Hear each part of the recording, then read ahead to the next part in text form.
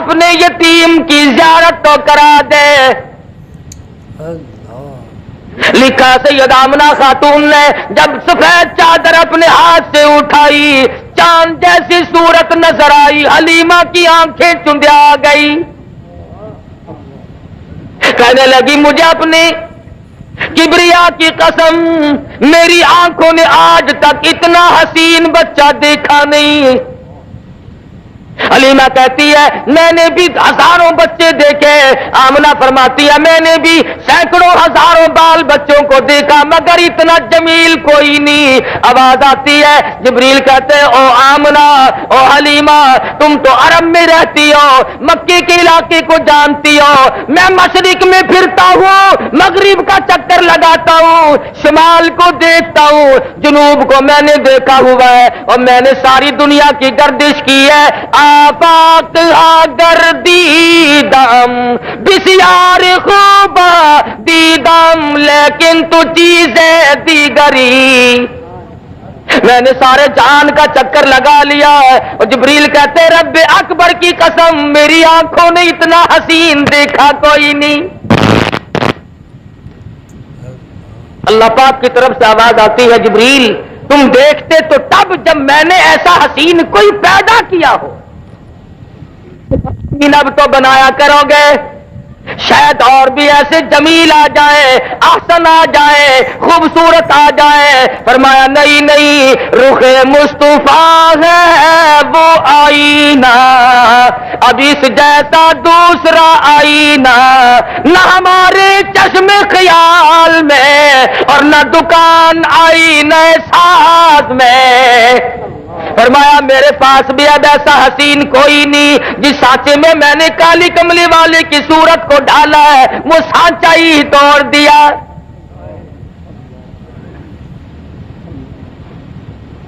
کیا ٹھکانہ ہے حسن و جمال کا. فرمایا والضحیٰ واللیل اذا سجا اور میرے محبوب تیرے چمکتے چہرے کی قسم تیری زلفوں کی سیاہی کی قسم. آمنہ فرماتی ہے حلیمہ کہتی ہے رضی اللہ تعالی عنہا میری گود میں آمنہ نے حضور کو دے دیا اور ایسی بات کہی جو ایک آخر الزماں پیغمبر کی ماں کہہ سکتی ہے. صرف مکے کی ہر عورت نے اپنا بچہ اس لیے نہیں دیا کہ حلیمہ کے پاس اپنا بچہ ہے ہمارے بچے کی طرف سے بے پرواہی کرے گی. سید آمنہ خاتون نے تار لیا بھانپ لیا دیکھ لیا سمجھ لیا. حضور کو پیار سے گود میں لیتی ہے پیشانی پہ بوسہ دے کر اٹھاتی ہے. حضرت آمنہ فرماتی ہے او حلیمہ میری ایک بات سنتی جا کہیں میرے در یتیم کی محبت میں آ کر جذبات میں آ کر اپنے بچے کو بھوکا نہ رکھنا. میرے بچے کی وجہ سے کہیں تیرا بچہ بھوکا نہ رہ جائے. ہر عورت نے اس لیے بچہ نہیں دیا کہ میرے بچے کی طرف سے بے پرواہی ہوگی لیکن پیغمبر آخر الزماں کی والدہ ہے نا. اور حلیمہ بھی لے کے چلی ہیں. ابھی سے دنیا والوں کو بتانا مقصود ہے کہ آ گئے شان والے عظمت والے. حلیمہ نے گود میں لے لیا. خامن آگے بیٹھا ہے پیچھے بیٹھ کر کے چانے لگی. پتا چلا کہ عرب میں دستور تھا عورت پیچھے بیٹھا کرتی تھی مرد آگے سواری پہ بیٹھا کرتے تھے. ہمارے پاکستان کا دستور کچھ اور ہے. تم تو بڑے شہر میں رہتے ہو میں چھوٹے شہر میں رہتا ہوں. ہمارے یہاں ملتان میں شادیوں میں عورتیں اونٹوں کے اوپر بیٹھی ہوئی گاتی چلتی ہے مرد بڑھوے نیچے تالیاں بجاتے چلتے ہیں.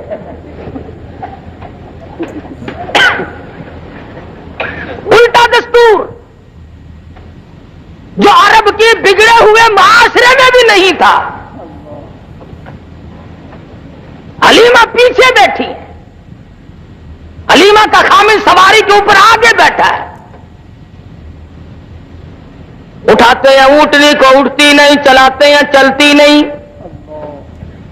اللہ میاں نے اونٹنی کو القا کر دیا خبردار میرے محبوب کی طرف پیٹھ کیے بیٹھا ہے. شاباش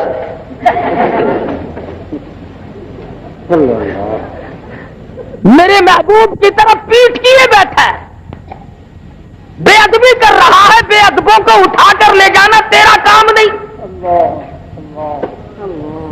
پیغمبر کی عمر شریف 3 دن کی ہے، اس دن اگر کسی نے پیٹ کر دی تو اونٹنی اٹھا کر نہیں لے جاتی، اور جو 14ویں صدی میں آ کر کے نبی کے دین میں ملاوٹ کرے نمک پاروں کی، وہ کیسے کام چلے گا؟ جتنا ہو سکتا ہے اتنا ہی ملانے کی کوشش کی جا رہی ہے، اور بالآخر بات یہاں لے آتے ہیں کہ صاحب اس میں حرج کیا ہے؟ اچھا ساری عمر ہوگی بالو شاہیوں کا بیڑا گرک کرتے ہوئے، اب تک حرج کچھ نہیں ہوا؟ ایوب خان کے زمانے میں جمعرات اور جمعے کے گوشت کا ناغہ ہوا تھا کہ نہیں ہوا تھا؟ نہیں، جمعرات اور جمعے کا گوشت کا ناغہ شروع میں ہوا تھا۔ اب جمعرات کے بغیر تو فاتحہ کوئی نہ دلائے اور جمعرات کوئی گوشت نہ ملے، اب گاجروں پہ فاتحہ کیسے آئے؟ لوگوں نے مسور کی دال پہ ختم پڑھوانے شروع کر دیے، اور تو کوئی راستہ بنا نہیں، مولوی کہنے لگے دیکھو جی یہ ٹھیک نہیں، مرجانو چورنے ہو جانے ہیں۔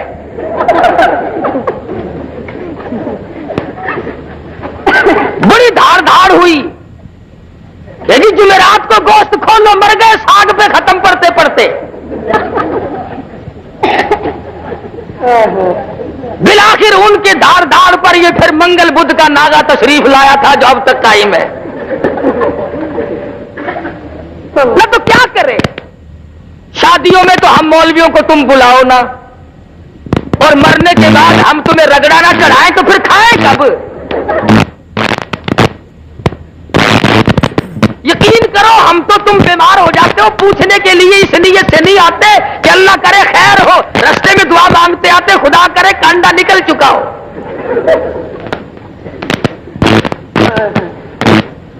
خود بخود حالات ایسے پیدا کیے گئے، مجال ہے مولوی کو کبھی کوٹھی کے اندر سے گزرنے دیا ہو، ایسی صورت میں نہیں۔ بنگلے میں کون مولوی صاحب کو بلائے؟ جب تک مر نہ جائے مولوی کو گھر میں قدم کھود رکھنے دے۔ یہی وجہ ہے کہ آج ہم سب کے سامنے دین کا مذاق بنا ہوا ہے، رسم رواج سنت۔ امام الانبیاء محبوب کبریا حضرت محمد مصطفیٰ صلی اللہ تعالی علیہ وسلم کی ذات اقدس ہے۔ قرآن کریم کہتا لقد کان لکم فی رسول اللہ اسوۃ حسنۃ لمن کان یرجو اللہ والیوم الآخر وذکر اللہ کثیرا، والیوم الآخر وذکر اللہ کثیرا۔ اور لوگوں میں نے اپنا محبوب امام الانبیاء محبوب کبریا حضرت محمد مصطفیٰ صلی اللہ تعالی علیہ وسلم کو تمہارے لیے نمونہ بنا کر کے بھیجا ہے، لیکن جن کے لیے نمونہ بنے ان کی حالات تو دیکھو۔ وَلَمَّا رَأَى الْمُؤْمِنُونَ الْأَحْزَابَ، غزوہ خندق ہے، چاروں طرف سے کافروں نے بدعہدی کر دی، دشمن ٹوٹ کے پڑ رہے ہیں اور پانی نہیں، روٹی نہیں، بھوک بڑی بے تحاشا ہے، پیاس نے گلوں کو خشک کر دیا ہوا ہے۔ قرآن گواہی دیتا ہے اِذْ جَاءُوكُم مِّن فَوْقِكُمْ وَمِنْ أَسْفَلَ مِنكُمْ وَإِذْ زَاغَتِ الْأَبْصَارُ وَبَلَغَتِ الْقُلُوبُ الْحَنَاجِرَ۔ یاد کرو اس وقت کو جب تمہارے سانس گلے میں اٹک گئے تھے۔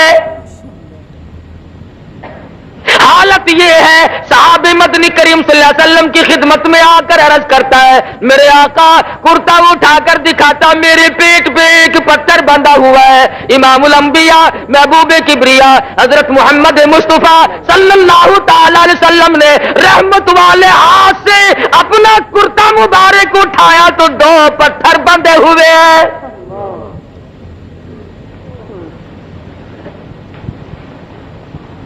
چاروں طرف سے مشکلات ہیں، پریشانیاں ہیں، لیکن اس وقت بھی ایمان دیکھو قالوا ھذا ما وعدنا اللہ وصدق اللہ ورسولہ وما زادهم الا ایمانا وتسلیما۔ بجائے پریشانیوں میں ڈھیلا پڑنے کے، کچھ کچا ہونے کے، صحابہ کرام کی گواہی قرآن کریم دیتا، مضبوط ایمان بنتا چلا گیا۔ اس پریشانی کے عالم میں بھی قطعاً نہیں گھبرائے۔ بالآخر غزوہ خندق میں کافروں کا ایک بہادر مدنی کریم صلی اللہ علیہ وسلم کی فوج کے ہاتھوں، صحابہ کرام کے ہاتھوں مارا گیا۔ انہوں نے کہا جی آپ ہمارے بہادر کی لاش دے دیں، 10,000 روپے ہم سے لے لیں، 10,000 روپے ہم سے لے لیں۔ ان کے پاس روٹی نہیں، ریشن نہیں، اسلحہ نہیں، پانی نہیں، ضرورت ہے پیسے کی۔ مدنی کریم کی فوج بھوکی ہے، پیاسی ہے، درختوں کے پتے بھی نصیب نہیں۔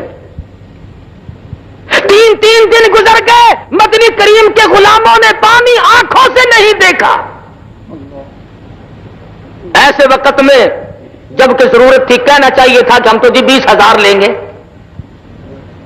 لیکن سرکار مدینہ صلی اللہ علیہ وسلم نے فرمایا جاؤ تم اپنے بہادر کی لاش یوں ہی مفت ہمارے پاس سے لے جاؤ۔ اور لوگوں یاد رکھو ہم مردوں کی قیمت کھانے والے نہیں، ہم مردوں کی ہم نہ ہوئے اس وقت، ہم ہوتے ضرور کہتے چلو جی بہت ہی نہیں کھاواں گے تو تھوڑی تھوڑی صحیح، کچھ تو راہ بنا ہی لیتے نا۔ کون مار کھائے، کس نے نظام مصطفیٰ صلی اللہ علیہ وسلم کے لیے دکھ اٹھائے؟ کیا شیخ الہند کی قبر سے پوچھو، مولانا مدنی کی قبر سے پوچھو، مولانا ابوالکلام آزاد مرحوم کی قبر سے پوچھو، رشید احمد گنگوہی کی قبر سے جا کے پوچھو، لاہوری کی قبر سے جا کے پوچھو کہ تمہارا کتنا وقت اور کتنی محنت تمہاری دین و اسلام کے لیے تمہیں اس دنیا میں کرنی پڑے گی۔ نعرہ تکبیر،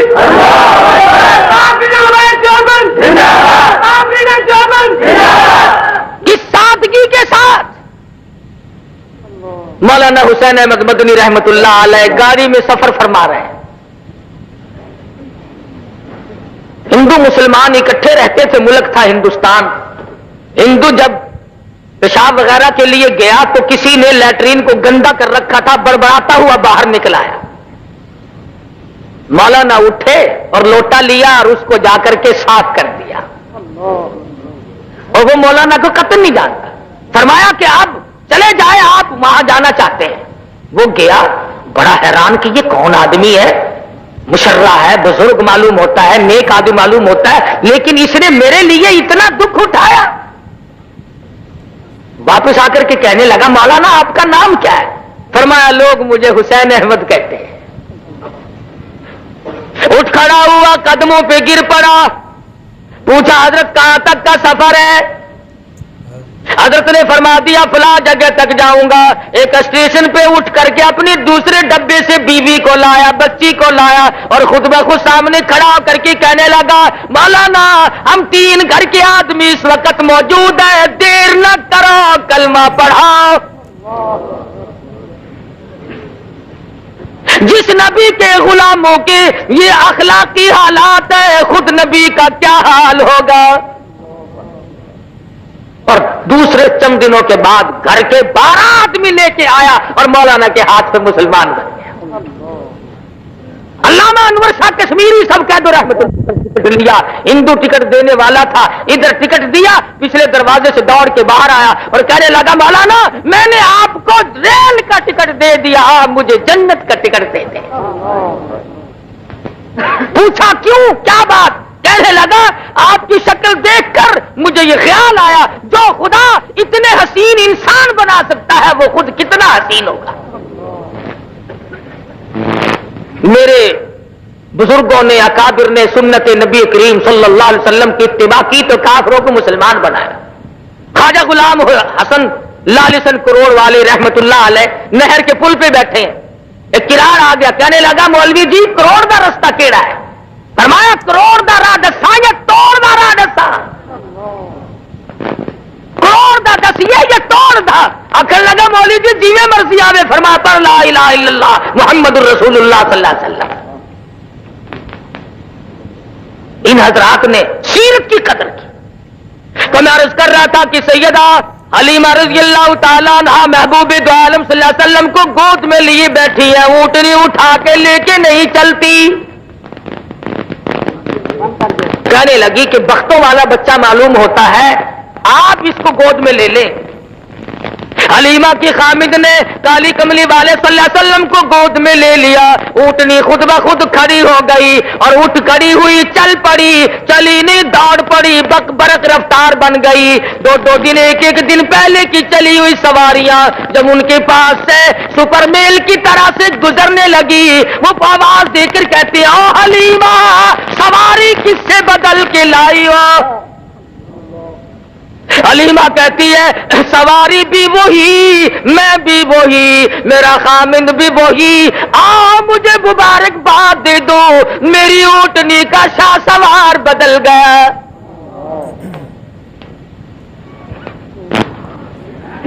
گھر میں لے جاتی ہے، کہنے لگی اپنے خامند کو بکری کے نیچے ذرا دیکھو ایک آدھ دھار دودھ کی مل جائے، اپنے معصوم کو پلاؤں گی۔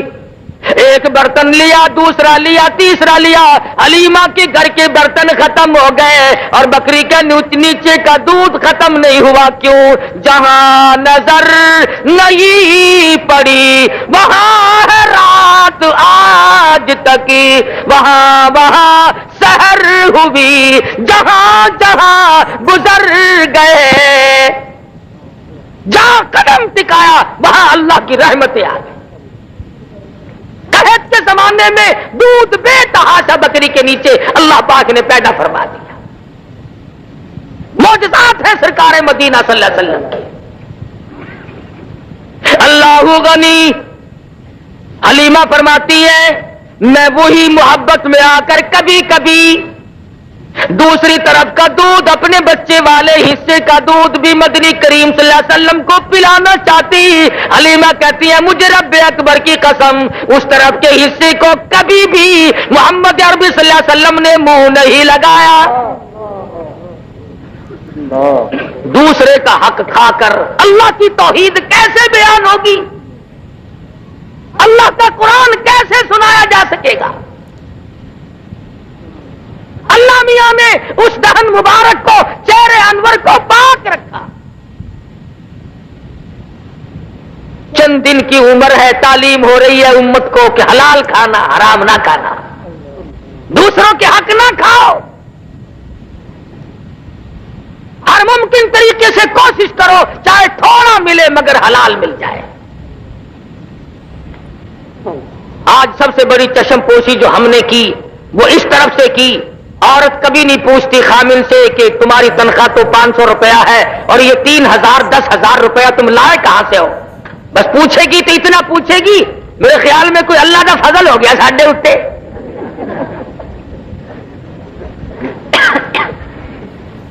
اندازہ لا، ذہنیت دیکھو۔ وہ بھی کہتا ہے چپ کر کے بکسے بچ رکھ دے، بس ہوں کام انشاءاللہ 2 روپیہ ساڈا بھی، یہ نہیں کتنا مہنگا پڑے گا۔ پھر روتی پھرتی ہے مولوی جی 2 منڈے نے ایک بھی سجدہ نہیں، ایک بھی کم دا نہیں، سگو نام دے تو چنگا سی۔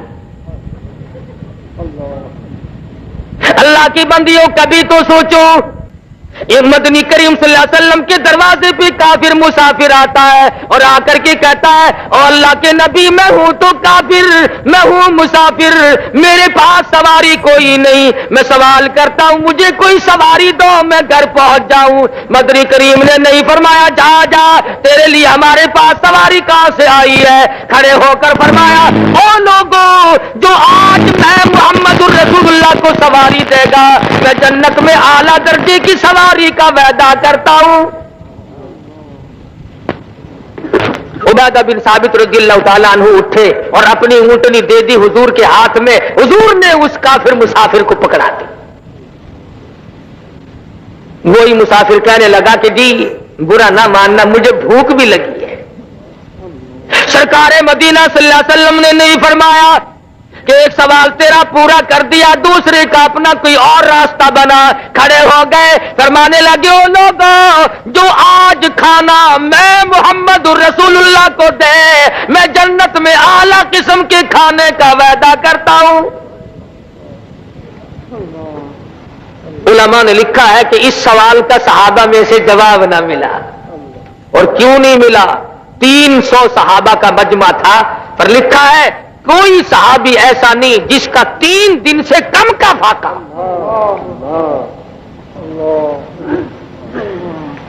سلمان فارسی اٹھے، فرمانے لگی آؤ میری ساتھ، میں تجھے ایسے دروازے پہ لے کے چلوں گا جہاں سے کچھ نہ کچھ ملے گا۔ ساتھ لیا، خاتون جنت فاطمہ الزہرا رضی اللہ تعالیٰ عنہا کے دروازے پہ لے کے گیا، جا کے آواز دی یا اہل بیت رسول اللہ انطعموا فی سبیل اللہ، اللہ والی مسافر بھوکا اس کے لیے کھانا چاہیے۔ اندر سے آواز آئی ذرا حسنین کریمین کے چہرے کو دیکھو، ان کی شکلوں کو دیکھو، آج 4 دن کے فاقے نے نبی کے نواسوں کی شکلیں بگاڑ دی۔ حالات ایسے، اور جب واپس ہونے لگا مسافر تو آواز آئی سلمان میری چادر لے جاؤ، یہودی کے پاس جا کے گروی رکھو اور بدلے میں غلہ لے آؤ، پیس پکا کر کھلا کے بھیجوں گی، فاطمہ کے دروازے سے بھوکا کوئی نہ جائے۔ اپنا 4 دن کا فاقہ ہے۔ تو یہ حضرات بھی تو دنیا میں زندگی گزار کے گئے،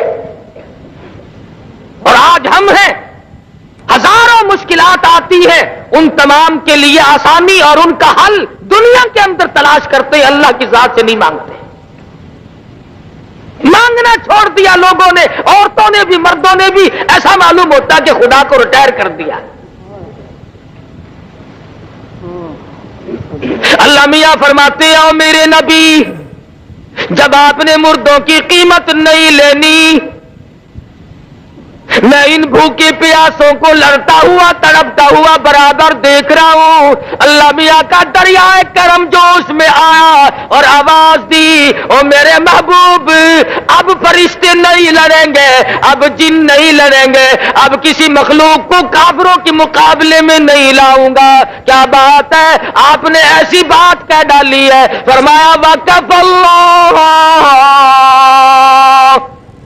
وقف اللہ المؤمنین القتال وکان اللہ قویا عزیزا، اب ان کافروں سے میں خدا خود لڑوں گا، میں خدا خود ان سے نپٹوں گا۔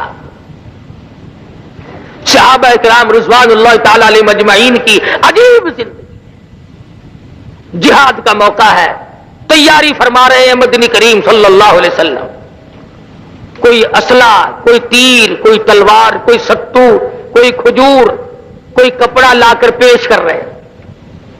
حضرت عرفہ رضی اللہ تعالیٰ عنہ مائی حضور کے قریب آ کے بیٹھ کے رونے لگ گئی۔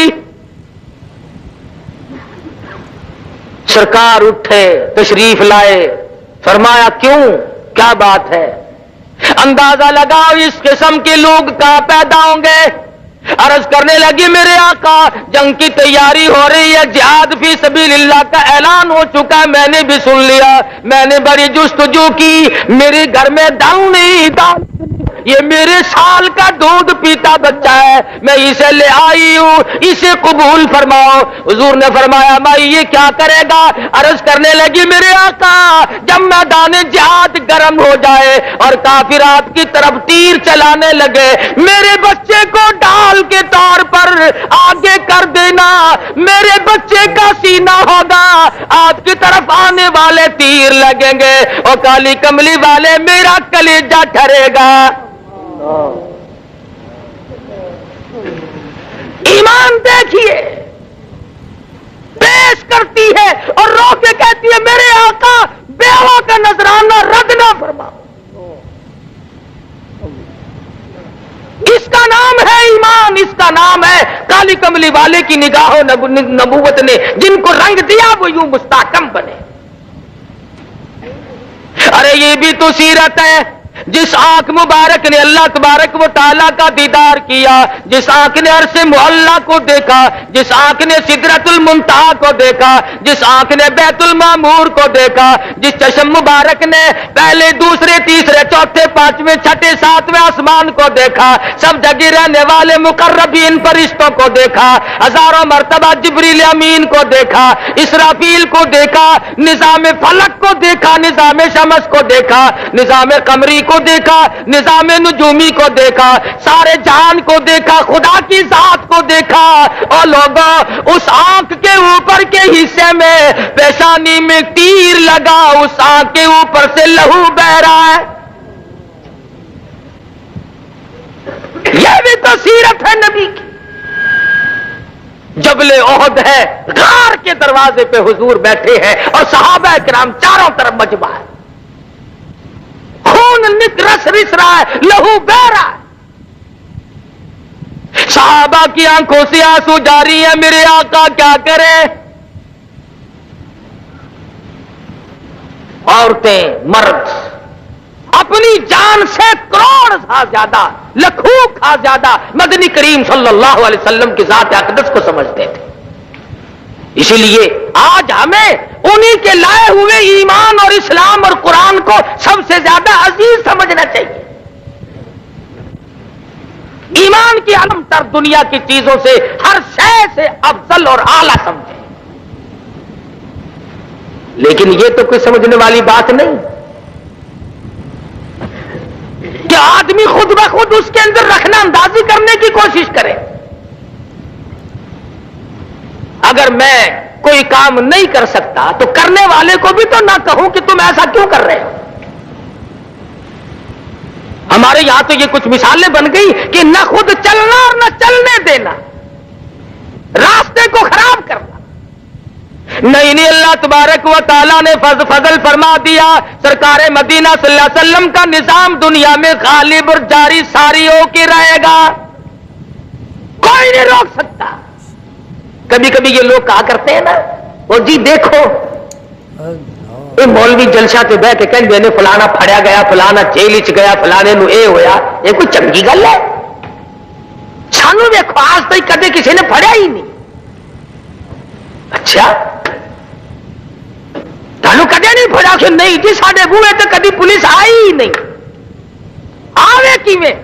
کتا دل لئی دکھ آ چل دینے جڑے قوم وچ بندے نے دلیر ہوندے، دین لئی دکھ او چل دینے جڑے قوم وچ بندے نے دلیر ہوندے، کون پوچھدا کاواں تے گدڑاں نو کدی پنجرے باز تے شیر ہوندے۔ پکڑنے جوگی صورت ہو تو کوئی پکڑے، یہاں جب موقع پڑتا ہے تو لوگ ہمیں نہیں چھوڑتے۔ جب بھی موقع آیا تحریک نظام مصطفیٰ صلی اللہ علیہ وسلم کے درمیان میں ایک مرتبہ چلتے جلوس میں سے مجھے پکڑ لیا، مجھے کہنے لگا مولوی چل سیدھا تھانے۔ میں جلوس تو ذرا فٹ پاتھ پہ کھلا ہو کے نیت بن لی، اگر کی کردا میں تو نفل رہندے میرے۔ بڑے کون جو کسی کام کے ہی نہ ہو، پنجرے میں شیر آئے گا، کہتا دل لئی دکھ آ چل دینے جڑے قوم وچ بندے نے دلیر ہوندے، جیل جاوے شیخ الہند، جیل جاوے گا حسین احمد مدنی، جاؤ قاہرہ کی جیل سے پوچھو، مالٹے کی جیل سے پوچھو، تمہاری کوٹڑیوں کو اللہ کے قرآن سے کس نے آباد کیا تھا۔ مولانا جعفر تھنیسری رحمت اللہ علیہ کہتے ہیں جب ہمیں لاہور سے کراچی لے جانے لگے، ایک گاڑی میں پنجرا رکھا، نوکدار چاروں طرف تار تھے، نہ میں جھک سکتا تھا نہ سیدھا ہو سکتا تھا۔ میں نے یکدم مان سوچ کر سرکار مدینہ صلی اللہ علیہ وسلم کی ذات اقدس پہ درود شریف کا ورد بنا لیا، پڑھتا رہا، ادھر تھک کر مجھے چکر آیا، خاردار تار میرے بدن میں چبھے، ادھر مجھے آقا دو عالم کا دیدار نصیب ہو گیا۔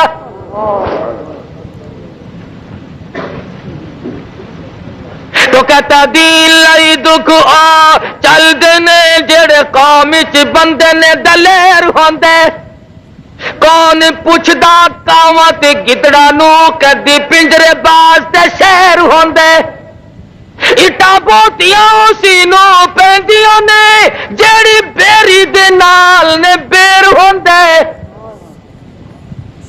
اٹا بوتیاں اسی نو پیندیاں نے جیڑی بیری دے نال نے بیر ہوندے قطرہ خون تے پانی دا بند ہو کے موتی ہیرے تے لال نے پھیر ہوندے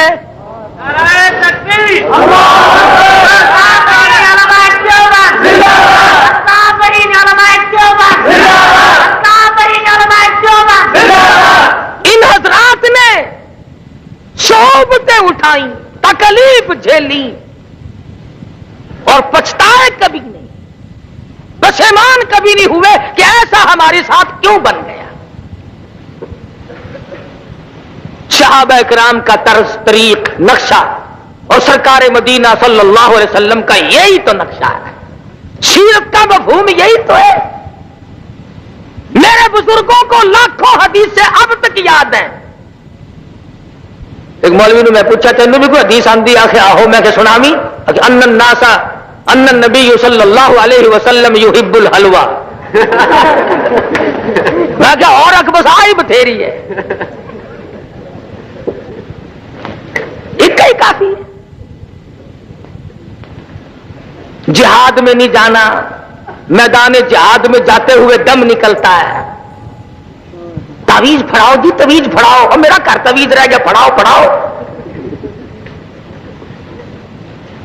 صحابہ کبھی نہیں ان چیزوں کے پیچھے پڑے اللہ غنی مرد تھے یا عورتیں تھی بوڑھے تھے جوان تھے عبداللہ بن خسیمہ رضی اللہ تعالیٰ عنہما مدینہ منورہ میں دونوں باپ بیٹا جھگڑ رہے بیٹا کہتا ہے میں جاؤں گا جہاد میں باپ کہتا ہے نہیں بیٹا میں جاؤں گا اس نے کہا ابا کچھ اور بات ہوتی تو میں آپ کی بات مان جاتا بہشت لٹ رہی ہے میں جاؤں گا قرہ اندازی کی گئی بیٹے کا نام نکلا باپ نے ہاتھ باندھ دیے بیٹے ابھی تو جوان ہے تجھے اور وقت مل جائے گا بوڑھے کو کچھ کمائی کر لینے دے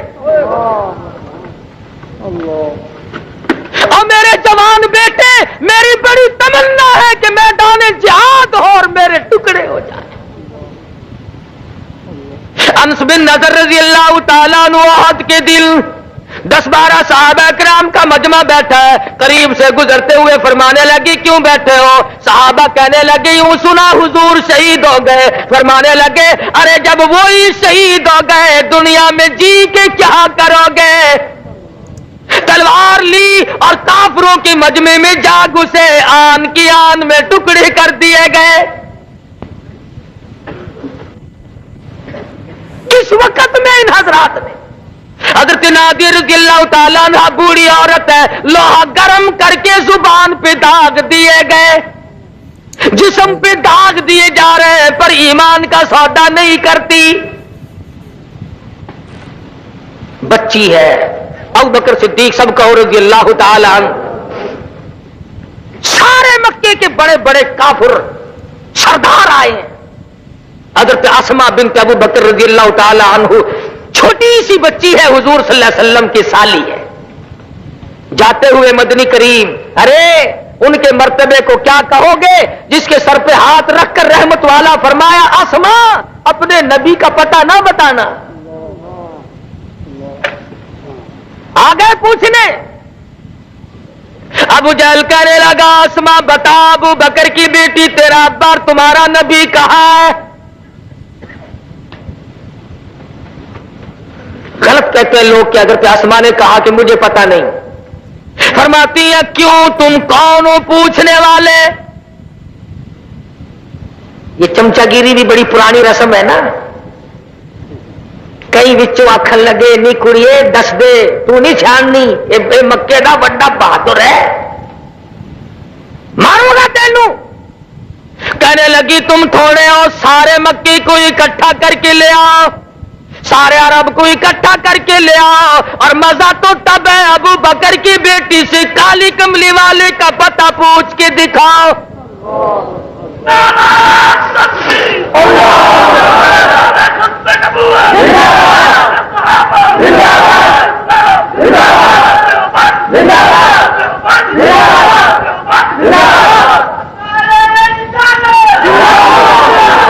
نہیں دکھا سکتے تم میرے نہیں مجھ سے پوچھ سکتے، اور لکھا ہے کہ ابو جہل نے حضرت اسماء رضی اللہ تعالیٰ عنہ کے سر کے بال پکڑ کر گھما کر پتھر میں دے کے مارا، ادھر پیشانی میں پتھر کی نوک لگی، ادھر خون کی دھار دور جا کے پڑی، ادھر کہتی آ لوگوں غلط ہے تمہارا خیال، میری جان کا قیمت تو بنایا جا سکتا پر تم پتہ نہیں پوچھ سکتے۔ اور قربان جاؤں 3 میل کی غار ثور کی چڑھائی کو طے کرتی ہوئی حضرت اسماء جب حضور اکرم صلی اللہ علیہ وسلم کے لیے کھانا لے کے گئی، رحمت دو عالم کی نظر پڑی، فرمایا اسماء چوٹ کیسے آئی، یہ منہ تیرا سوج کیسے گیا؟ خاموش ہے، یوں ہی ہو گیا۔ فرمایا نہیں نہیں، بچی کی آنکھوں میں آنسو آ گیا، میرے آقا آپ کا پتہ پوچھتے تھے، میں نے بتایا نہیں، انہوں نے مجھے گھما کے پتھر میں دے کے مارا۔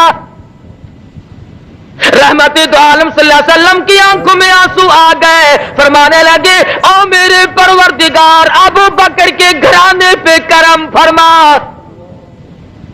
جنہوں نے میری خیر خائی کے لیے اس معصوم بچی نے بھی اپنے منہ پہ تماچے کھائے۔ عرض کر رہا تھا کہ صحابیات اور صحابہ اکرام مرد تھے یا عورتیں بدلے، ان کو یہ ان کا کمال نہیں، اصل کمال ہے کالی کملی والے کی نگاہ کا، ایسا ان کو رنگا، دنیا بدل گئی مگر میرے آقا کا غلام کبھی کوئی تبدیل نہیں ہوا۔ کیسے بدل جائے پرواہ نہیں کرتے۔ حضور اکرم صلی اللہ تعالی علیہ وسلم کے زمانے میں ایک بری عورت آئی، اللہ غنی، کمزور ہے، تھر تھر کانپ رہی ہے، ضعیف ناتواں ہے، عرض کرنے لگی میرے آقا میرا بھی جی چاہتا ہے کہ مجھ سے اب جوانی جتنی نیکیاں کمائی نہیں جاتی، میرا جی چاہتا ہے کہ میں اس سے بھی زیادہ کماؤں، کیوں؟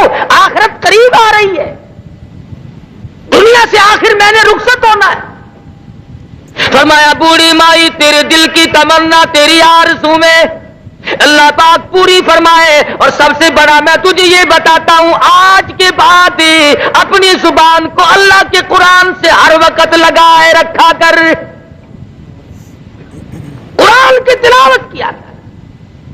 حدیث پاک میں آتا ہے جس مکان میں قرآن کریم کی تلاوت کی جاتی ہے آسمان والوں کو یوں نظر آتا ہے جیسے زمین والوں کو چاند نظر آتا ہے۔ آج تلاوت کی توفیق نہیں، عبادت کی توفیق نہیں، اور جو کرتا ہے تھوڑی بہت ہی وہ اچھا نہیں لگتا، اس پہ تنقید تبصرہ۔ پچھلے ہفتے کا ترجمان تو آپ لوگوں نے پڑھا ہوگا، ہمارے ملک میں متحدہ ہندوستان سے نیکی کرنے والے لوگ کچھ اور ہوتے ہیں۔ حضرت مولانا محمد الیاس صاحب دہلوی سب کہہ دو رحمت اللہ علیہ، اللہ تعالیٰ کی کروڑ اور رحمتیں نازل ہوں۔ بازار سے گزر رہے ہیں، ایک پہلوان صاحب ملے، السلام علیکم، وعلیکم السلام ہوئی، فرمایا بھائی اپنا کلمہ سنا دے، کوئی غلطی نہ ہو، میرا سن لے، میری غلطی نکال دینا، اصلاح ہو جائے گی۔ پہلوان صاحب نے آؤ دیکھا نہ تاؤ دیکھا، پڑاخ سے مولانا کے منہ پہ تماچا مارا۔ وہ پہلوان تھا، مولانا بالکل چھوٹے سے قد کے، نحیف الجسم، تیش تو بڑا ہے جتنے ساتھ تھے مگر صبر کی تعلیم دی ہوئی تھی، خود ہی تو تھپڑ کھایا اور جھک کر کے پہلوان کے قدموں پہ پیروں پہ ہاتھ رکھ دیے۔ مولانا نے فرمایا پہلوان صاحب معاف کر دینا، غلطی ہو گئی، بس اتنی سی بات ہوئی۔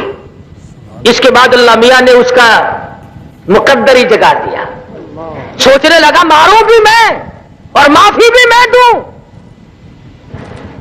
اللہ میاں نے ایسا انقلاب زندگی میں دیا کہ ساری عمر مولانا کے قدموں میں گزار دی. ہزارہ لوگوں کو نماز یاد کرائی, لاکھوں لوگوں کو جنازے کی نماز سکھائی.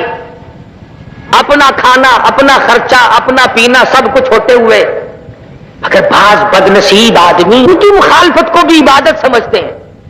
وہ کہتے ہیں کسی بستی میں شام کے بعد تبلیغی جماعت چلی گئی, مغرب کے بعد یا پہلے پنڈ کے لوگ باہر آئے کہ بھی تو تم ہمارے یہاں نہیں آ سکتے. انہوں نے کہا کیوں؟ کہ ہمارے پیر صاحب نے منع کر رکھا ہے, دیکھ لو نہیں جاؤ گے مارے گے ہم تمہیں. انہوں نے کہا بھی چلو تمہیں تبلیغ وبلیغ ہم کچھ نہیں کرنے کے, مسجد میں ہمیں ٹھہرنے دو, ہم کہاں جائیں ہم, لیکن تم نے کرنا کچھ نہیں, تبلیغ وبلیغ نہیں کرنے دیں گے ہم. میں کہا چلو نہیں صحیح میاں کوئی بات نہیں. وہ پیر کو جب پتا چلا کہ تبلیغ والے آ گئے, اس نے سوچا یہ آ گئے تو پھر معاملہ تو روشن ہو جائے گا. کہنے لگا ترکیب میں بتاتا ہوں, لاؤڈ اسپیکر رات کو چرا لو, خود ہی چھپا لو اور ان کا نام لگوا دو, تھانے میں ڈنڈے لگواؤ, اس طرف کا کبھی یہ منہ نہیں کرنے کے. چنانچہ ایسا ہی کیا, اسپیکر چھپا لیا. صبح کرنے گئے مولوی ہو کتنے اسپیکر ساڈا, جی ہم تو پردیسی ہیں, پردیسی. اسپیکر چھپا لیا ہے, پولیس آ گئی پکڑ کے لے کے چلے. ان کی بھی بیچاروں کی جیسی عادت ہے انشاءاللہ اب تو بدل جائے گی. راستے میں کہنے لگے مولویو 500 روپیہ دے دو جان چھٹ جائے گی. وہ کہنے لگے بھی 500 تو نہیں, کلمہ سیکھ لے, نماز سیکھ لے. وہ کہنے لگے پکے ہی ملا ہو, تسی کلمے نماز نو اپنے کوڑے رکھو, چلو تانوں ڈنڈے لاواں گے. اٹھے تھانے پہنچے, اتفاق سے اس علاقے کے کسی بڑے افسر نے, ڈی سی تھا یا ایس پی تھا, اس نے بھی تبلیغی جماعت میں وقت دے رکھا تھا اور جماعت کا امیر اس وقت وہی تھا. تھانے صاحب جب وہ انتظار کر رہے تھے نا کہ لمبے پاواں گے, جب سامنے آیا تو وہ اٹھ کے قدموں میں گر گیا کہ حضور آپ کہاں. کہنے لگا اللہ کی راہ میں نکلا ہوا ہوں, بڑے گناہ ہوئے ہیں, جی چاہتا ہے اللہ میری روح سیاہی کو معاف کر دے, میں مجرم ہوں, تفتیش کر. کہنے لگا جی پتہ چل گیا. بس وہ جنہوں نے شکایت کی تھی پہلے ان کو بلوایا, 2-4 ان کو لگائے. وہ کہنے لگے جی سانو کیوں مار دو, ساڈے پیر نے کرایا سب کچھ, اور سپیکر ساڈے گھرے پہ ہونے لیا کے دینے ہیں. پیر صاحب نو سد لیا, جدو تھوڑی جی انہوں کی خدمت ہوئی آخر لگے مینو اللہ واسطے معاف کر دو. امیر صاحب کہنے لگے چھوڑ دو جی, ان کو معاف کر دیا, شرط یہ ہے کہ ایک چلہ ہمارے ساتھ لگائے,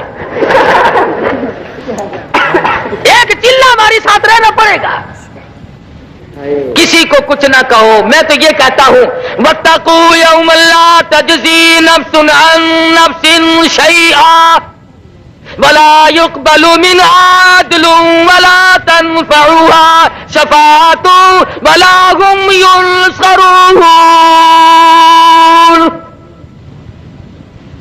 اپنی اپنی فکر کرو, کل وہ دن آنے والا ہے, کوئی کسی کی کام نہیں آئے گا ذرہ برابر. اس وقت کیا بنے گی, اور مشیت ایز بھی جو ہے اسے کون منع کرے گا. اللہ تبارک و تعالیٰ نے جو اپنے یہاں طے کر لیا وہ ہو کے رہتا ہے. سومناتھ کے مندر میں جب کفر نے انگڑائی لی, کفر نے جب سرکشی کی, جب تباہی مچائی, اللہ پاک نے محمود غزنوی کو پیدا کر دیا, آؤ کفر کی گردن پکڑ کے مروڑ دے اور یہاں پر اسلام کا جھنڈا لہرا دے. اس کے بعد انگریز آیا, اسلام کی جڑوں کو اکھاڑنے لگا, اسلام کے نشانات کو مٹانے لگا, نبی کریم صلی اللہ علیہ وسلم کی محبت کا اور مذاق اڑانے لگا. اللہ پاک نے شیخ الہند محمود کو بھیج دیا, آؤ شیخ الہند تم اٹھو اور اس دنیا میں رہنے والوں کو کالی کملی والے کے اخلاق کی تعلیم دو. محمود غزنوی کے ہاتھوں کافر گئے, 70 راجاؤں نے مار کھائی, شیخ الہند محمود کے ہاتھوں انگریز کا جنازہ نکلا. ارے اللہ پاک نے طے کر رکھا ہے ہر صدی میں ایک محمود پیدا کروں گا. آج مفتی اعظم مفتی محمود کی قیادت میں نظام مصطفیٰ آیا.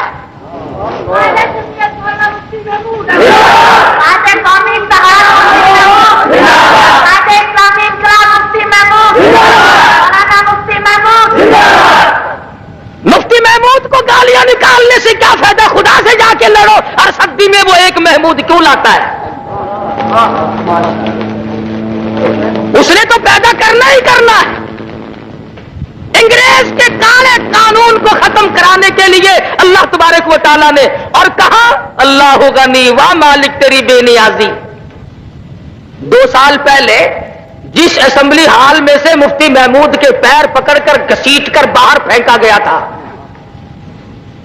اور لیڈروں کو بھی پھینکا گیا, مسلمانوں کو پھینکا گیا, علماء کو پھینکا گیا, اللہ والوں کو پھینکا گیا, وہی اسمبلی ہال جہاں شراب پی جاتی تھی, وہی اسمبلی ہال جہاں پہ ٹھمری لگتی تھی. ارے 12 ربیع الاول کے دن میں وہی درخواست مدذل تھے, وہی مفتی محمود تھے, وہی اور بزرگ تھے. صدر جنرل ضیاء الحق نے نظام مصطفیٰ کا اسی ایوان میں بیٹھ کر اعلان کیا, نعرہ تکبیر, آج اسلامی انقلاب مفتی محمود, آج اسلامی انقلاب مفتی محمود. تو عرض کر رہا ہوں کہ اب ایسا وقت آ پہنچا, اس منزل کو رل مل کر کے ایسی بناؤ, ان گلیوں میں, ان کوچوں میں, ان کمائیوں میں, تجارتوں میں, اقتصادیات میں ہم ایسی شکل اختیار کریں کہ تمام کے تمام محمد عربی صلی اللہ علیہ وسلم کے سارے ہم غلام بن جائیں. اسی میں کامیابی, یہی مقصد ہے حضرت پیران پیر شیخ عبد القادر جیلانی محبوب سبحانی سب قید رحمت اللہ علیہ کا. ارے آج ان کی تمناؤں کو تقویت ملی, آج ان کی روحوں کو تسکین ملی, آج امام ابو حنیفہ رحمت اللہ علیہ کی جد و جہد کو تقویت ملی. اللہ والوں کی قبروں سے جا کے پوچھو, آج وہ بڑے خوش ہیں کہ دنیا میں پاکستان کے باشندوں نے کالی کملی والے کے نظام کو سینے سے لگا لیا. ہمارے لیے بڑی بہتر چیز ہے, سارے جہان کے مسلمانوں کے لیے. اور انشاءاللہ بعض لوگ کہتے ہیں وہ آخر جی مکمل اسلام نہیں آیا, تھوڑا آیا. اللہ والے بچے چھوٹے ہوں گے تو جوان بھی ہو جانے ہیں, نکے گے تو بڑا ہی ہو جائے, جو نکے ہی نہ ہون پھر سارا ہی آ جانا ہے. کسی جانا اور ہندوستان کو تو اسلام نہیں آنا, تو کی مطلب اندرا کو اسلام آئے گا, مسلمانوں نے ہی لانا ہے. سارے مل جل کر نماز کی پابندی کرو, اپنے آپ کو, اپنے ذہن کو پاکیزہ بناؤ. نوجوانوں, خدا کا وعدہ, دنیا میں تباہی آ گئی, انسانیت برباد ہو گئی, حالات نہ گفتہ بے سے نہ گفتہ بے ہوتے چلے گئے. خداوند عالم نے حضرت رسول اکرم صلی اللہ علیہ وسلم کو دنیا میں مبعوث فرما دیا. آمنہ خاتون فرماتی ہے رضی اللہ تعالی عنہا, جب حضور دنیا میں تشریف لائے میرا جی چاہا اپنے یتیم کو دیکھ تو لوں. فرماتی ہے میں نے جھانک کر نظر ڈالی تو کیا دیکھتی ہوں, سرکار مدینہ سجدہ فرما رہے ہیں. دنیا میں قدم رکھتے ہی سب سے پہلے سجدہ فرمایا اور یہ ثابت کر دیا لوگوں میں اس معبود کی چوکھٹ پہ سجدہ کرنے کے لیے آیا ہوں, لوگوں کو خدا منوانے آیا ہوں, سارے معبودوں کو چھڑا کر ایک پروردگار عالم کے دروازے پہ جھکانے آیا ہوں.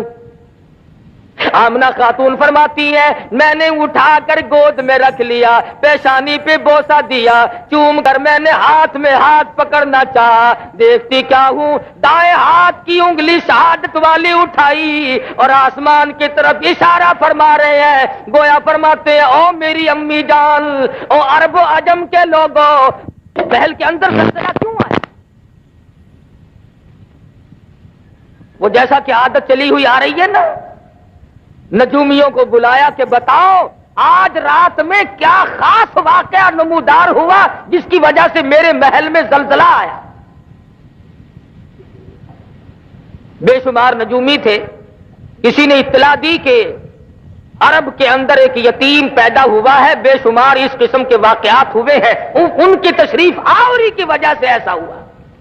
اور اصل مقصد یہ ہے اب آ گئے غربا کے حقوق کے پاسباں, یتیموں کے والی آ گئے, غلاموں کے مولا آ گئے, کمزوروں کے ماوا آ گئے, ضعیفوں کے سہارے آ گئے. آج کے بعد بادشاہت نہیں چلے گی, آج کے بعد محلوں میں رہ کر سجدے کرانے والے بادشاہوں کی بادشاہت ختم ہے. چنانچہ یہی وجہ ہوئی مزقناہم کل ممزق, ان فی ذالک لآیات لکل صبار شکور۔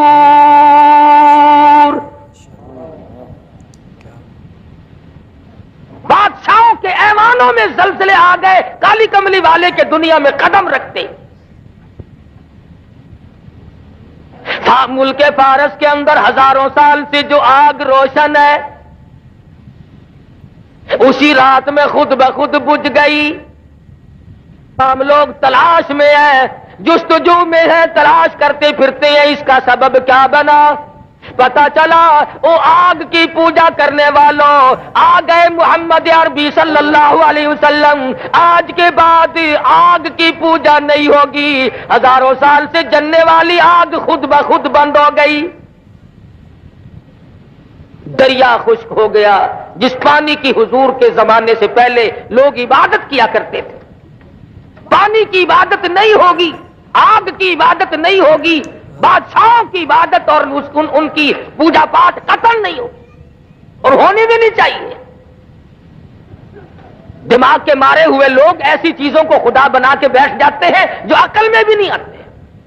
اب مثال کے طور پر چولہے میں آگ جلاؤ، ایک خدا پیدا ہو گیا، دوسرے خدا کو ہنڈیا میں ڈال کر چولہے کے اوپر رکھ دو، اوپر والے کو جوش آ گیا تو نیچے والے خدا کا بیڑا غرق۔